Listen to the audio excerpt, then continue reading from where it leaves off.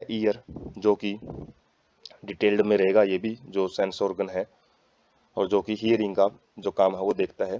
Perform to sensory function, दो इसके काम होते हैं मेन, एक तो हियरिंग का और एक जो बॉडी बैलेंस है, जो शरीर का जो संतुलन बनाए रखना है, तो वो संभालता है ईयर।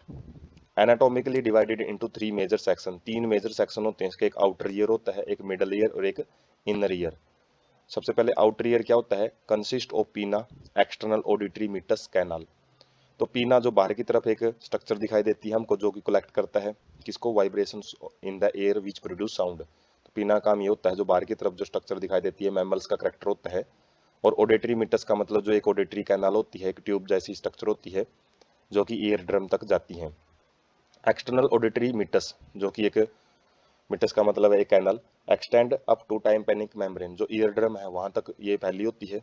और इसके अंदर very fine air and wax secreting gland होती हैं, मतलब एयर होते हैं, और जो वैक्स सिक्रीटिंग मतलब मोम जैसे जो एक सब्सटेंस है वो सिक्रीट किया जाता है, किसके द्वारा, पीना है वो भी सिक्रीट करती है और साथ में मीटस है वो भी सिक्रीट करती हैं। तो इनका काम क्या होता है वैक्स का, जो भी इंसेक्ट वगैरह यदि ईयर में एंटर कर जाता है, डस्ट पार्टिकल एंटर करते हैं, तो उनको ये ईयर ड्रम के पास पहुंचने से रोकती हैं। टाइम्पेनिक मेम्ब्रेन क्या होती है, connective tissue covered with skin outside and mucus membrane inside. तो बाहर से जो भी एक लेयर को कनेक्ट करने का काम करता है, कनेक्टिव टिश्यू होता है ये, जो कि जो हम बोल सकते हैं आउटर ईयर और इन मिडल ईयर को कनेक्ट करने का काम करता है। उसके बाद है मिडल ईयर। मिडल ईयर के अंदर तीन बोन पाई जाती हैं, मैलस, इनकस एंड स्टेप्स, जो हमने स्केलेटल सिस्टम में भी देखा था। ये तीन हड्डियां होती हैं और तीनों हड्डियां ये क्या होती हैं, चेन लाइक फैशन में अटैच होती हैं, एक के बाद एक अटैच होती हैं। पिक में हम देखेंगे इनको डिटेल में। Increase efficiency of transmission of sound wave to inner ear, तो ये क्या करते हैं, जब थोड़ी से थोड़ी भी वाइब्रेशन होती है साउंड की, उसको बहुत ज्यादा बढ़ा के आगे इनर ईयर में भेजते हैं। मैलस क्या है, अटैचेस टू टाइम्पेनिक मेम्ब्रेन, और स्टेप्स क्या है, attaches to oval window of cochlea. मतलब जो सबसे पहले जो टाइम्पेनिक मेम्ब्रेन के साथ अटैच होती है वो होती है मैलस, उसके बाद आती है इनकस और लास्ट में होती है स्टेप्स। और स्टेप्स बोन ही सबसे छोटी हड्डी होती है, जो कि जो कोक्लिया रीजन होता है उसकी ओवल विंडो के साथ अटैच होती है। ये ओवल विंडो क्या होती है, जहाँ पे वाइब्रेशंस हैं कोक्लिया के अंदर भेजे जाते हैं, और कोक्लिया के अंदर फ्लूइड भरा होता है, जो हम डिटेल में आगे देखेंगे।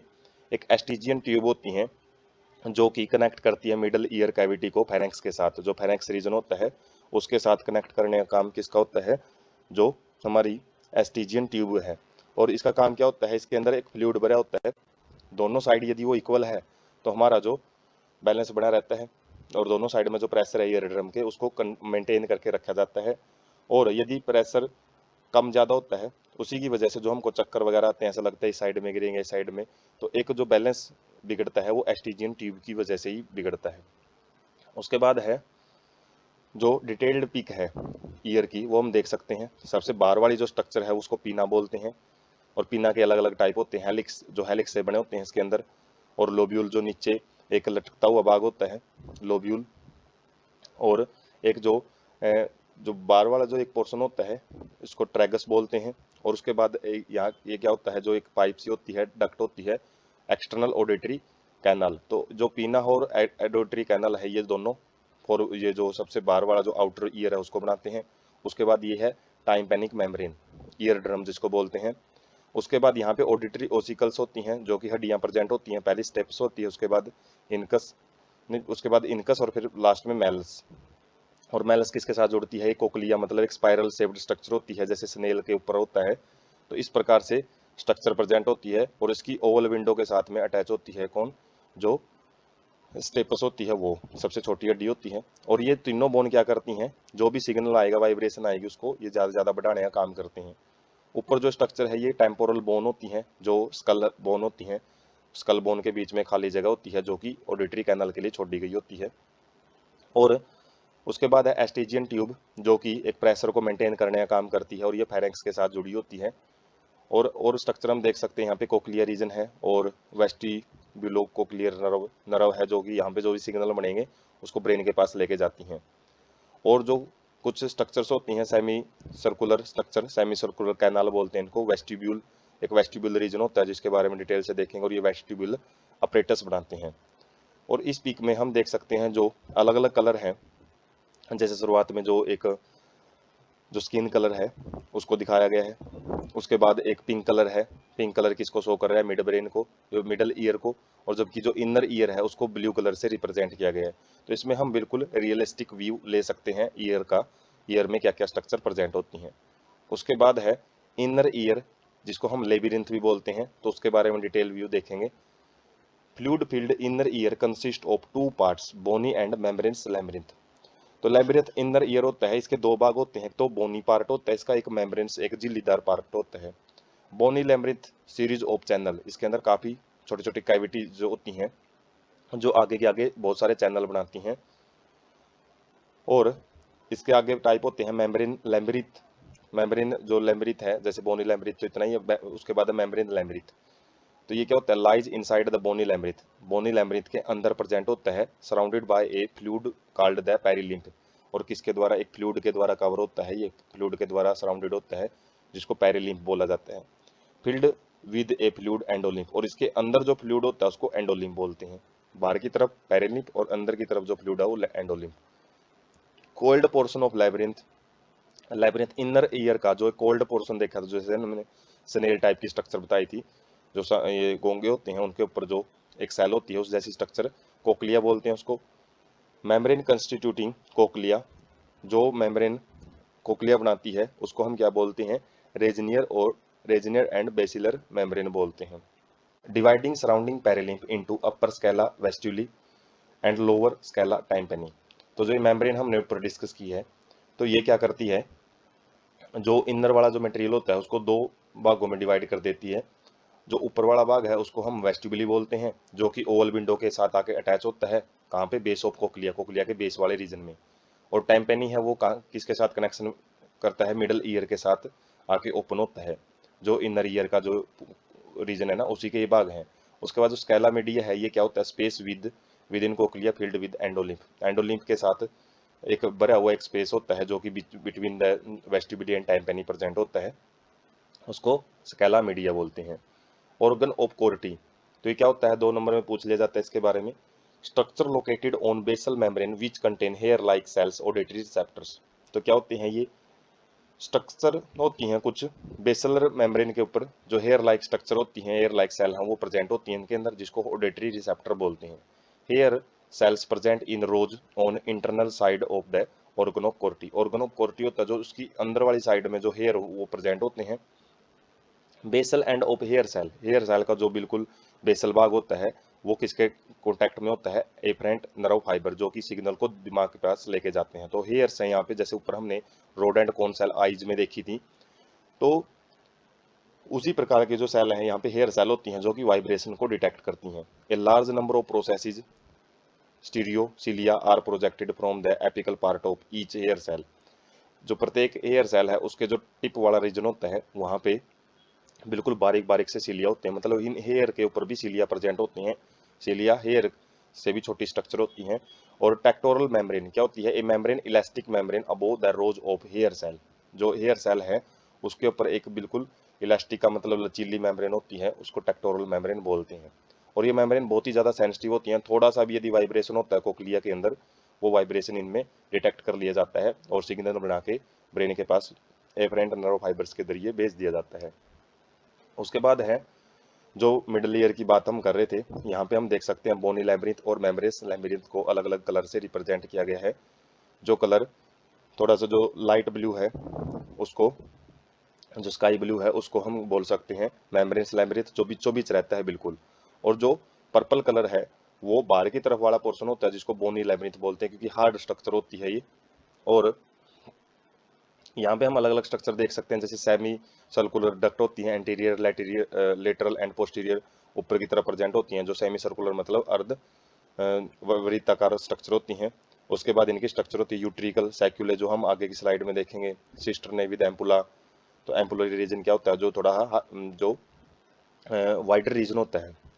उसके बाद वेस्टिबुलर डक्ट होती हैं, कोक्लियर डक्ट, कोक्लिया के अंदर जो एक नाली होती है एम्प्टीट्यूब्यूल्स। उसके बाद टाइम्पेनिक डक्ट होती है, टाइम्पेनिक डक्ट क्या होती हैं, जो कि टाइम्पेनम के साथ आके अटैच होती हैं, जो टाइम्पेनम है। और उसके बाद कोक्लिया, ये कंप्लीट रीजन होता है जो एक सर्कुलर पोर्शन बनाता है। और इसी के साथ में क्या अटैच होता है, वेस्टिबुलर कोक्लियर नर्व, जो कि सिग्नल जितने भी बनेंगे यहाँ से वो सिग्नल को ब्रेन के पास लेके जाया जाता है। उसके बाद है वेस्टिबुलर अपरेटस, जो हमने यहाँ पे स्लाइड में देखा है वेस्टिबुलर अपरेटस, तो उसको हम डिटेल से, जैसे पीछे वाले में भी देखा था वेस्टिबुलर डक्ट वगैरह, तो काफ़ी सारी स्ट्रक्चर से मिलके बनता है वेस्टिबुलर अपरेटस। तो complex system in inner ear में पाया जाता है, जिसको वेस्टिबुलर अपरेटस बोलते हैं। कोक्लिया के अबो रहता है ये। Composed of 3 semi circular canal, जो ऊपर की तरफ जो स्ट्रक्चर होती हैं तो उन कैनल से मिलकर बना होता है, और साथ में एक ओटलियत मैकुला भी प्रेजेंट होता है।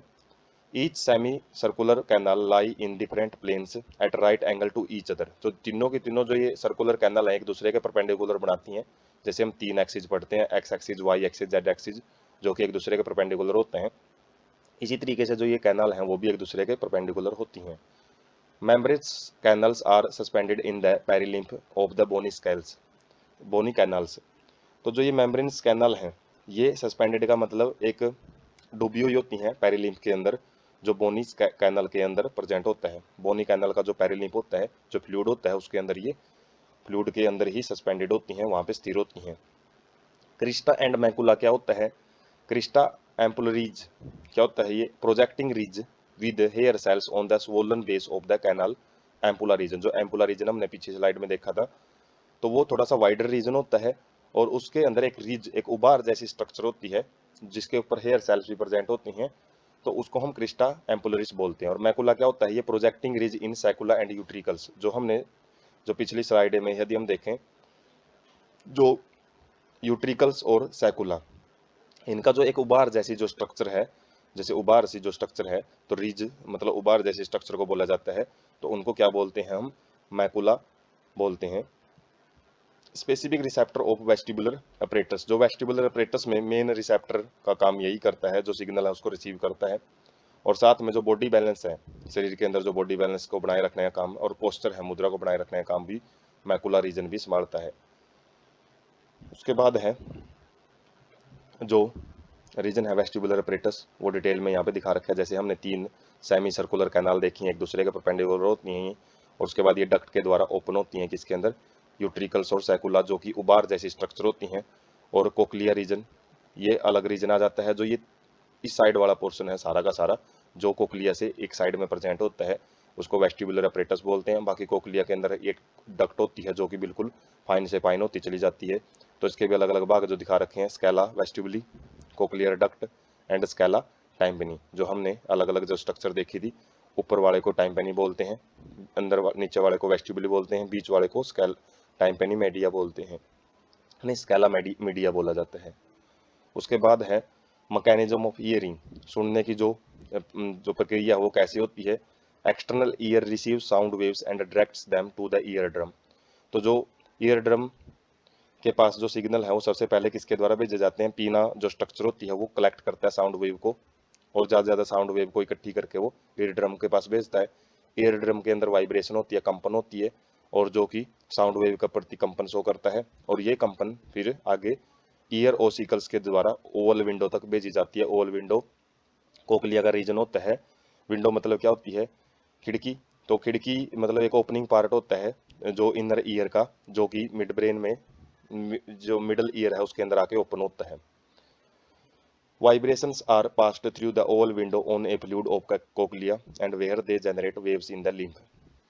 तो जो वाइब्रेशंस हैं उसके बाद ओवल विंडो के थ्रू वो किसके अंदर भेज दिए जाते हैं, कोक्लिया की जो डक्ट है उसके अंदर, जहाँ पे जो वेव्स बनती हैं लिम्फ के अंदर, जो लिम्फ वहाँ पे फ्लूइड भरा होता है उसके अंदर, जैसे पानी के अंदर लहरें बनती हैं, तो ऐसे लहर सी बनती हैं।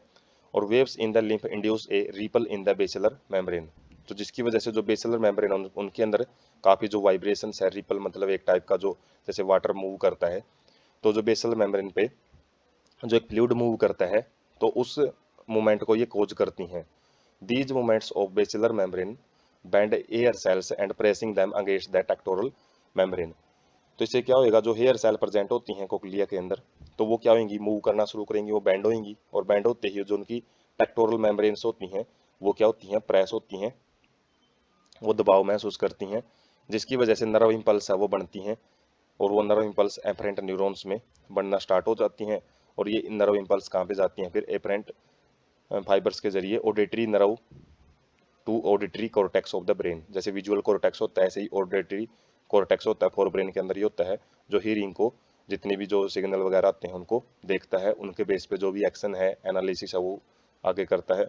Where the impulses are analysed and sound is recognised. उसके बाद जो अलग अलग जो साउंड आती हैं उनको एनालाइज किया जाता है और साउंड पहचानी जाती है कि किस चीज़ की साउंड है। तो यह है मैकेनिज्म ऑफ हीरिंग। उसके बाद जो हम अलग अलग पिक से देख सकते हैं, जैसे स्टार्टिंग में सबसे ऊपर वाली पिक है जो साउंड वेव्स आ रही हैं जिससे कि ईयर ड्रम है उसमें कंपन हो रही है, जो अलग अलग बोन से देख सकते हैं। सबसे पहली मैलस, इनकस और स्टेप्स। और स्टेप्स बोन ही किसके साथ अटैच है? ओवल विंडो के साथ, जो एक विंडो खिड़की जैसी स्ट्रक्चर से तो वाइब्रेशन होती है। और इसमें वाइब्रेशन वाले पोर्शन को, जैसे यहाँ पे म्यूजिक की साउंड आ रही है, इससे वाइब्रेशन हो रही है और म्यूजिक की साउंड आगे कोक्लियर रीजन में आगे के आगे कॉम्प्लेक्स से कॉम्प्लेक्स होती जाएगी और नर्व सिग्नल बनते रहेंगे। और यहाँ पे जो करंट है, जो भी सिग्नल बनते हैं उनको, जो वाइब्रेशंस है, वाइब्रेशन आई ईयर ड्रम के पास, जो ओसिकल्स क्या हुई, वो मूवमेंट हुई, मूवमेंट में ओवल विंडो के जरिए जो वाइब्रेशंस है वो कोक्लियर रीजन में गई, कोक्लियर रीजन से एक करंट सा तैयार हुआ वहाँ पे, और करंट को किसके पास भेजा जाता है? इफेरेंट नर्व फाइबर्स के द्वारा, जो ब्रेन का ऑडिटरी कॉर्टेक्स रीजन है वहाँ पे उसको भेज दिया जाता है।